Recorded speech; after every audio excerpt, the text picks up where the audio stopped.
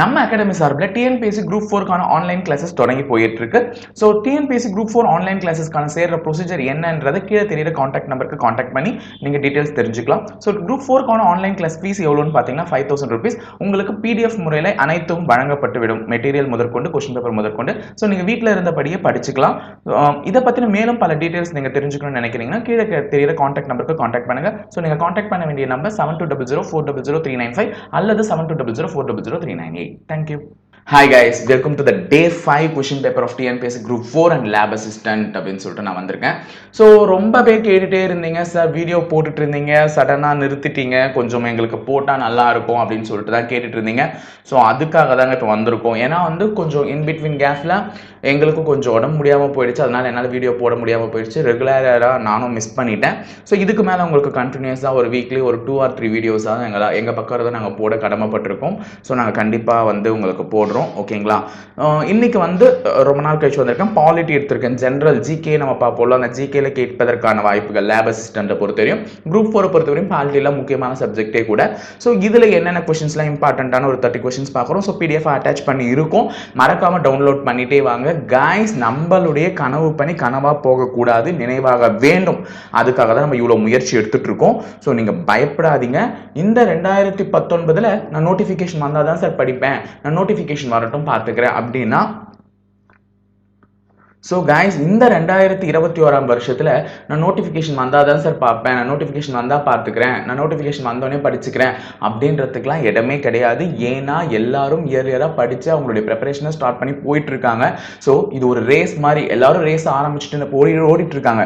நம்ம இன்னும் ஸ்டார்டிங் லைன்லேயே நிற்க வேண்டியதில்லை. அவங்களாம் என் லைன் போய் அடையும் போது தான் நம்ம ஸ்டார்டிங் லைன் ஸ்டார்ட் பண்ணுற மாதிரி ஆகிடும். ஸோ இயர்லியராக நம்மளுடைய ப்ரிப்பரேஷனை ஸ்டார்ட் பண்ணால் மட்டும்தான் நம்மளால் என்ன பண்ண முடியும், நம்மளுடைய கோலை அச்சீவ் பண்ண முடியும். ஸோ நேரத்தை தள்ளி போடாமல் இப்போத்துலேருந்தே ப்ரிப்பேர் பண்ணிக்கோங்க. நோட்டிஃபிகேஷன் வந்தால் ப்ரிப்பேர் பண்ணலாம்னா, நோட்டிஃபிகேஷன் வந்ததுக்கு அப்புறமா எதை படிக்கிறது எதை விடுறதுன்ற ஒரு கன்ஃபியூஷனுக்கே வந்துருவீங்க. ஸோ இப்போத்துலேருந்தே பொறுமையாக கொஞ்சம் கொஞ்சமாக படிச்சு வச்சா தான் நம்மளால முடியும். ஸோ நாங்கள் அதனால தான் எங்கள் அகாடமி சார்பில் டிஎன்பிஎஸ்சி குரூப் 4 ஆன்லைன் கிளாஸஸும் தொடங்கியிருக்கோம். ஸோ சேரணும்னு விருப்பம் உள்ள நபர்கள் கீழே தெரிகிற டிஸ்பிளே நம்பரில் காண்டாக்ட் பண்ணி தெரிஞ்சுக்கோங்க. அதே மாதிரி பிசி டிஎன்யூஎஸ்ஆர்பி பிசிக்கு ஃபிசிக்கல் ட்ரைனிங்கும் போயிட்டு இருக்குங்க. ஸோ கைஸ் அது பிப்ரவரிக்குள்ளே முடிஞ்சிடலாம். இந்த வீடியோ பார்த்துட்டு இருக்க யாராவது அவங்க பிரதரோ இல்லை சிஸ்டரோ யாராவது ஃபிசிக்கலுக்கு இது பண்ணணும்னு நினச்சிங்கன்னா அவங்கள அட்மிஷன் போட்டு சீக்கிரமாக அவங்களுடைய ப்ரிப்பரேஷனை ஸ்டார்ட் பண்ணுங்க. ஸோ நம்ம டைம் வேஸ்ட் பண்ணாமல் நம்ம வீடியோக்குள்ளே போயிடலாம். ஓகேங்களா? ஸோ வீடியோக்குள்ளே போகிறேன் பாருங்க. பாலிட்டியில் என்ன கொஸ்டின்ஸ் எடுத்திருக்கோம். First question how many fundamental duties were added by the 86th Amendment Act 2002. Okay, அமெண்ட்மெண்ட்னாலே திருத்தம், சட்ட திருத்தம் தானே. அந்த 2002ஆம் ஆண்டின் 86வது திருத்த சட்டத்தின்படி எத்தனை அடிப்படை கடமைகள் சேர்க்கப்பட்டது? நான் ஆல்ரெடி ஒரு முறை உங்களுக்கு கொஸ்டின் சொல்லும் போதே சொல்லியிருந்தேன். அடிப்படை கடமைகள் எங்கிருந்து பெறப்பட்டது, அடிப்படை உரிமைகள் எந்த நாட்டிலிருந்து பெறப்பட்டது, இதெல்லாம் கூட உங்களுக்கு கொஸ்டின் கேட்கலாம். அப்போ கான்ஸ்டிடியூஷன் அரசியலமைப்பு உருவாக்கும் பொழுது அதில் அடிப்படை கடமைகளையும் சேர்த்தாங்க, அடிப்படை உரிமைகளையும் சேர்த்தாங்க. அப்போ அடிப்படை கடமைகள் எங்கிருந்து பெறப்பட்டது, அடிப்படை உரிமைகள் எங்கிருந்து பெறப்பட்டதுன்னு ஒரு கேள்வி இருக்கு. இப்போ நீங்க என்ன பண்ண போறீங்கன்னா, எனக்கு இந்த 2 கொஸ்டினுக்குமே கமெண்ட் பாக்ஸ்ல கமெண்ட் பண்ண போறீங்க, எத்தனை பேருக்கு ஞாபகம் இருக்குன்னு. சோ அடிப்படை கடமைகள் பெறப்பட்ட நாடு எது, அடிப்படை உரிமைகள் பெறப்பட்ட நாடு எது, அது நல்லா தெரிஞ்சு வச்சுக்கணும்.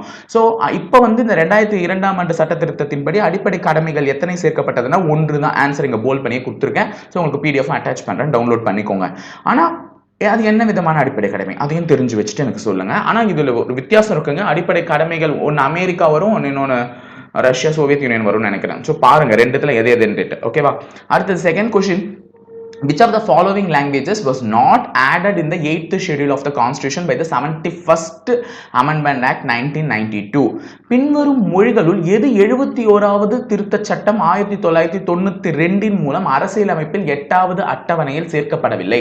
அப்போ நம்ம நாட்டில் ஒரு அங்கீகரிக்கப்பட்ட மொழினா அது அரசியலமைப்பில் எந்த அட்டவணையில் இருக்கணும்னா 8வது அட்டவணை. இதன் மூலமா இந்த கேள்வின்னு இதன் மூலமா அதை தெரிஞ்சுக்கோங்க. நம்ம அரசியலமைப்பில் 8வது அட்டவணையில அங்கீகரிக்கப்பட்ட மொழிகளை என்ன பண்ணணும், சேர்க்கணும். அப்ப இந்த நாட்டில் இப்ப நான் தமிழ் அங்கீகரிச்சிருக்கேன்னா அந்த அங்கீகரிக்கப்பட்ட மொழி இடம்பெற்றிருக்கக்கூடிய அட்டவணை எது, 8வது அட்டவணை. அது தெரிஞ்சுக்கோங்க. சோ இப்போ இவங்க சொல்லியிருக்காங்க சேர்க்கப்படாத ஒரு மொழி எதுன்னு பாத்தீங்கன்னா டோக்ரி. ஓகேங்களா. இந்த டோங்ரி தான். இந்த டோங்ரின்ற மொழி எந்த மாநிலத்தில் பேசுவாங்க? இதுவும் ஒரு கேள்வியை நான் கேட்கிறேனே. டோங்ரின்ற மொழி எந்த மாநிலத்தில்? கொங்கணி வந்து எல்லாருக்குமே தெரியும். கொங்கணி பேசப்படக்கூடிய மொழி வந்து கோவா, மணிப்பூர்ல பேசுவாங்க. நேபாளிஸ் அவங்க பேசுவாங்க.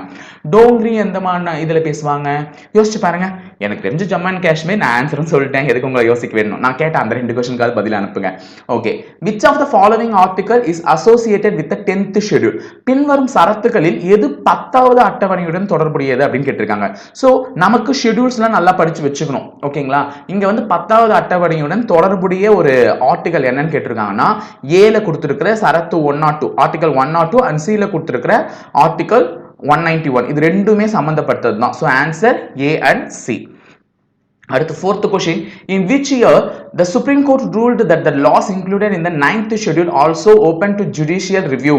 9வது அட்டவணையில் சேர்க்கப்பட்ட சட்டங்களும் நீதித்துறை சீராய்வுக்கு உட்பட்டது என்று எந்த ஆண்டு உச்சநீதிமன்றம் தீர்ப்பளித்ததுன்னா, இது கொஞ்சம் கிரிட்டிக்கலான கொஸ்டின் தான். 2007 ஞாபகம் வச்சுக்கோங்க. அதுக்கு எனக்கு ஷார்ட்கட்டும் சொல்ல தெரியல ஆக்சுவலா. அடுத்தது ஃபைண்ட் த இன்கரெக்ட்லி மேட்ச்டு பேர் அப்படின்னு சொல்லிடுறாங்க. தவறானதா பொருந்தியுள்ளதை நம்ம எடுத்துடணும். ஸோ இங்க பாத்தீங்கன்னா பார்ட் 9ல பி வந்து பாத்தீங்கன்னா கோஆபரேட்டிவ் சொசைட்டி, அதாவது கூட்டுறவு சங்கங்களை பொறுத்ததுதான். அதே பகுதி 9ல ஏ வந்து நகராட்சிகளை பற்றியது, முனிசிபாலிட்டிஸ் பற்றியது. நெக்ஸ்ட் பகுதி 14ல ஏ வந்து என்னன்னு பாத்தீங்கன்னா தீர்ப்பாயங்கள். பகுதி 14ல ஏ வந்து என்னன்னு பாத்தீங்கன்னா தீர்ப்பாயங்கள் தான். அது எல்லாமே கரெக்டா இருக்கு. சோ இந்த நிர்வாக தீர்ப்பாயங்கள், இந்த அட்மினிஸ்ட்ரேட்டிவ் ட்ரிபியூனல்ஸ் தான் தப்பா இருக்கு. அப்ப பகுதி 14ல பில என்ன வந்திருக்கும் அப்படின்றத இப்ப நீங்க கமெண்ட் பாக்ஸ்ல கமெண்ட் பண்ண போறீங்க. அது தவறுன்னு சொல்லிட்டாங்க. அப்ப கரெக்ட் எதுன்றதை நீங்க தேடணும்ல. தேடினாதானே உங்களுக்கு அது ஞாபகமே இருக்கும். சோ தவற நான் சொல்லிட்டேன். கரெக்ட் எதுன்றது, அது அந்த இடத்துல என்ன வரணும்ன்றத நீங்க முடிவு பண்ணுங்க. ஓகேங்களா. அடுத்து 6th question. Which amendment acts makes Puducherry as the union territory? நம்ம எல்லாருக்குமே தெரியும் புதுச்சேரி வந்து ஒரு யூனியன் பிரதேசம் தான். அது எந்த திருத்த சட்டத்தின் மூலமாக அதை மாத்தினாங்கன்னு பாத்தீங்கன்னா 14வது திருத்த சட்டம். சட்ட திருத்த சட்டத்துல எங்க போய் மாத்தினாங்க யூனியன் டெரிட்டரியானா, அதுக்கு வந்து ஒரு யூனியன் பிரதேசம் என்ற ஒரு அங்கீகாரம் வழங்கப்பட்டதே எப்போன்னு பாத்தீங்கன்னா 14வது அமெண்ட்மெண்ட். ஓகேங்களா. அடுத்தது 7வது question. Consider the following statements about the Constitution Assembly. ஓகேங்களா. அரசமைப்பு நிர்ணய சபை பற்றி பின்வரும் கூற்றுகளை கவனிக்கவும். ஏதோ சொல்லியிருக்காங்க. அதுல வந்து எது வந்து கரெக்ட்னு நம்ம கேட்டிருக்காங்க. சோ ஃபர்ஸ்ட் ஸ்டேட்மெண்ட் படிங்க. It was constituted on November 1946 under the scheme formulated by the Cabinet Mission Plan. ஆமா, எல்லாருக்குமே தெரியும் 1946ஆம் ஆண்டு தான் அரசியல் அமைப்பானது ஏற்றுக்கொள்ளப்பட்டது. அது நடைமுறைக்கு வந்த நாள் வந்து அதே 1950 நவம்பர் 26. ஓகேங்களா. சோ நவம்பர் 26 1946 வந்து என்ன ஆச்சுன்னு பாத்தீங்கன்னா, அது வந்து ஏற்றுக்கொள்ளப்பட்டது அரசியலமைப்பு. அதே அரசியலமைப்பு நடைமுறைக்கு வந்த நாள், அதாவது நடைமுறைக்கு வந்த நாள் என்னன்னு பாத்தீங்கன்னா 1950 நவம்பர் 26. ஓகேவா. அப்ப முதல் கூற்று சரியான கூற்று. அடுத்து the election to the Constitution Assembly were held in July August 1946 and Congress won 208 seats. இதுவும் கரெக்டான ஸ்டேட்மெண்ட் தான். அதாவது வந்து என்ன சொல்லிருக்காங்கன்னா, அரசியலமைப்பு நிர்ணய சபைக்கான தேர்தல் 1946ஆம் ஆண்டு ஜூலை ஆகஸ்ட் மாதத்தில் நடைபெற்றது. காங்கிரஸ் தேர்தலில் 208 இடங்களை வென்றதும் கரெக்ட்.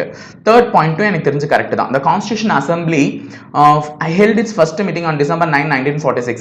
ஓகே. group 4 வேணா இந்த கேள்வி வரதுக்கு பாசிபிலிட்டிஸ் இருக்கு. லேப் அசிஸ்டன்ட்க்குலாம் கேட்க மாட்டான். பட் ஆனா இதை தெரிஞ்சு வச்சுக்கோங்க. கூற்று 1, 2 மற்றும் 3 சரியானது. ஓகேங்களா. அடுத்து நமக்குலாம் இந்த ஒன் வேர்ட் தான் டைரக்டா. அடுத்து the Indian Independence Bill was introduced by the British Parliament on.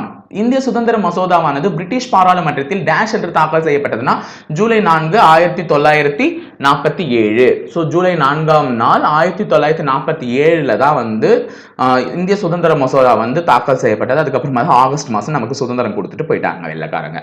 Okay. அடுத்தது கன்சிடர் த ஃபாலோவிங் ஸ்டேட்மெண்ட்ஸ் சொல்லியிருக்காங்க. இதனையும் கருத்தில் கொண்டு எது சரியானதுன்னு கேட்டிருக்காங்க. ஸோ வந்து பார்த்தீங்கன்னா, அரசியலமைப்பு நிர்ணய சபையானது அரசியல் நிர்ணய அமைப்பாக இருந்த போது அது ராஜேந்திர பிரசாத்தால் தலைமை தாங்கப்பட்டது. கரெக்ட். அரசியலமைப்பு நிர்ணய சபையானது சட்டமியற்றும் அமைப்பாக கூடிய பொழுது அது ஜவஹர்லால் நேரு அவர்களால் தலைமை தாங்கப்பட்டதுன்றது தப்பு. அது வேற ஒருவரால் தலைமை தாங்கப்பட்டது. சோ ஆன்சர் வந்து 1 மட்டுமே சரியானது. ஓகேங்களா. அடுத்த question. Which of the following term has nowhere been used in the Constitution of India? பின்வரும் சொற்களில் எது இந்திய அரசியலமைப்பில் எங்குமே ஒரு பயன்படாத ஒன்றுனா ஃபெடரேஷன். சோ கூட்டாட்சி என்ற வார்த்தை தான் பயன்படாது. சோ இதுவும் முக்கியமான கேள்வி, கேட்பதற்கான வாய்ப்புகள் இருக்கு. ஓகேங்களா. கூட்டாட்சி என்ற வார்த்தை தான் எங்கேயுமே பயன்படல. அடுத்தது 11வது क्वेश्चन.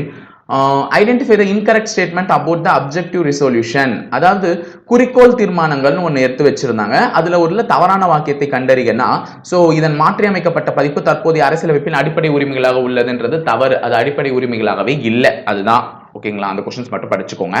அடுத்து 12th question, identify the correct statement about the drafting committee of the constitution assembly. எல்லாருக்கும் தெரியும் டிராஃப்டிங் கமிட்டியினுடைய சேர்மன் யாருன்றதும் உங்களுக்கு தெரியும்.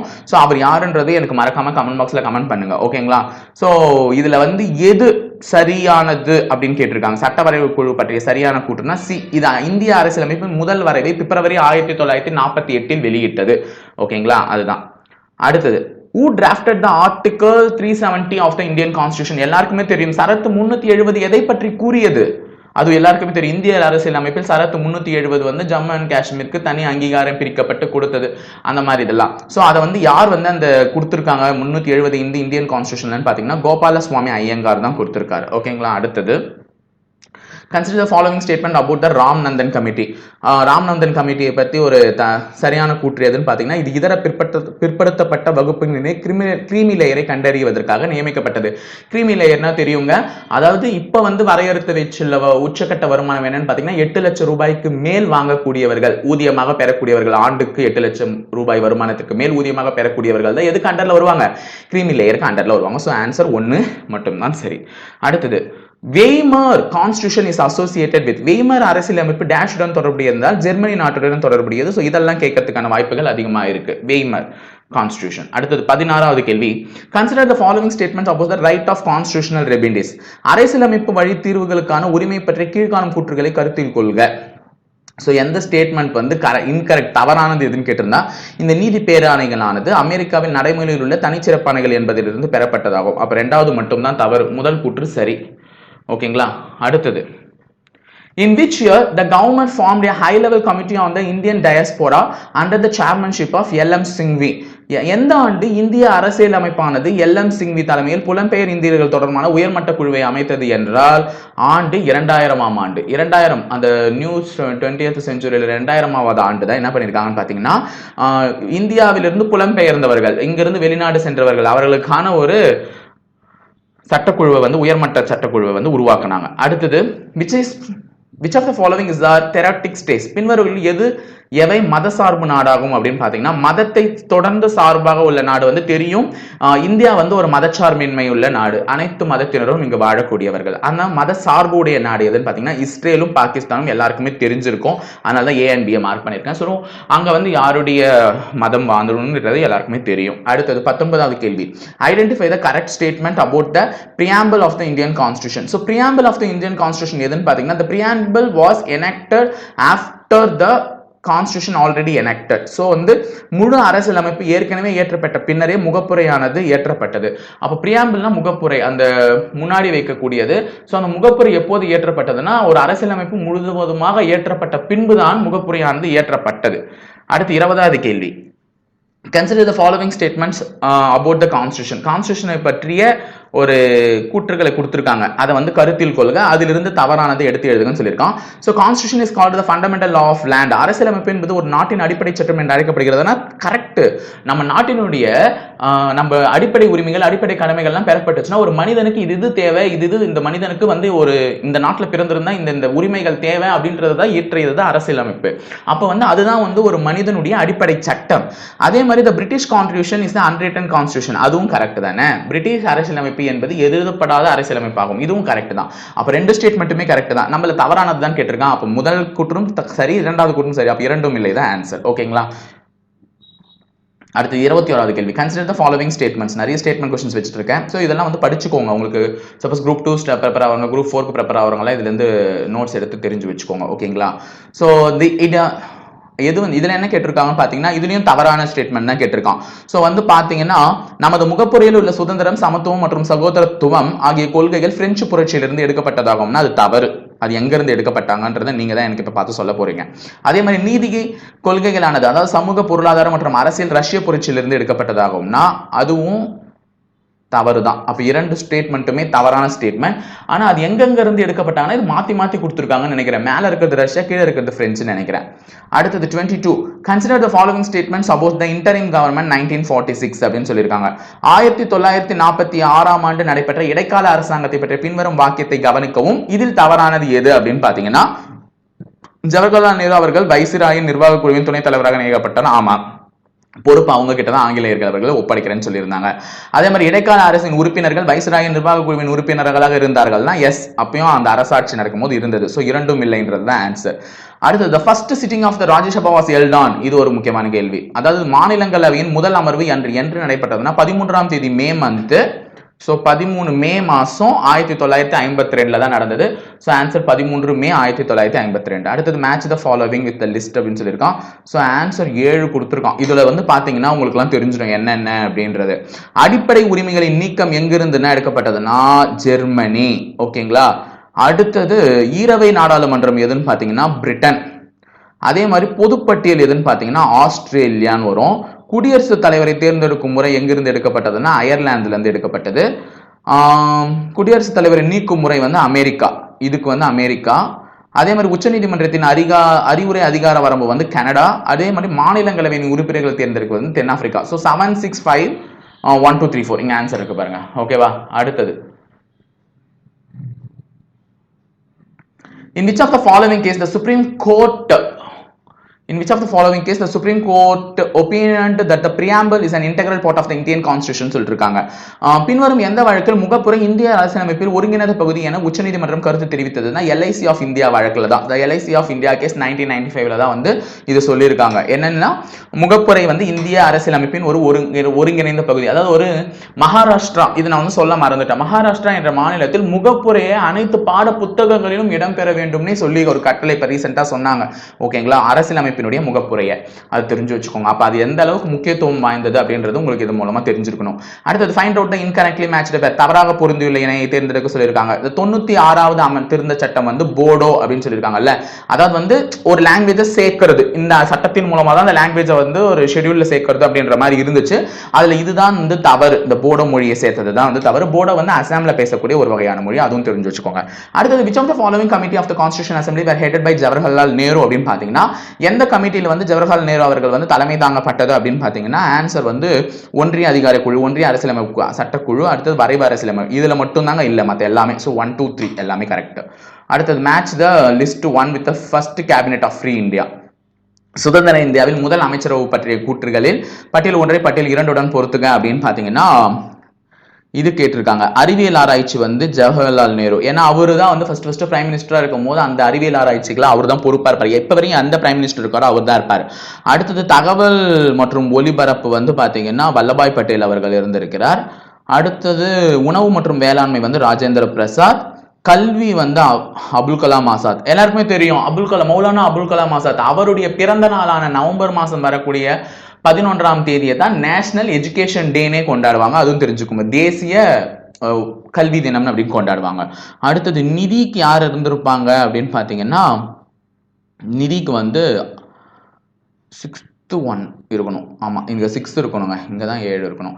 RK சண்முகம் செட்டி அவர்கள் இருந்திருப்பாங்க. ஓகே. அடுத்தது தகவல் தொடர்புக்கு யார் இருந்திருப்பாங்க? ரபி அகமது கித்வா இருப்பாங்க. தொழில் மற்றும் விநியோகத்துக்கு ஷியாம் பிரசாத் முகர்ஜி. இதெல்லாம் அப்ப கேட்டது. ஆனா இப்ப கூட உங்களுக்கு இந்த மாதிரி மேட்ச்ல ஃபாலோவிங் வைக்கலாம். இப்ப அமைச்சரவை இருக்குல்ல, அதை வச்சு கூட.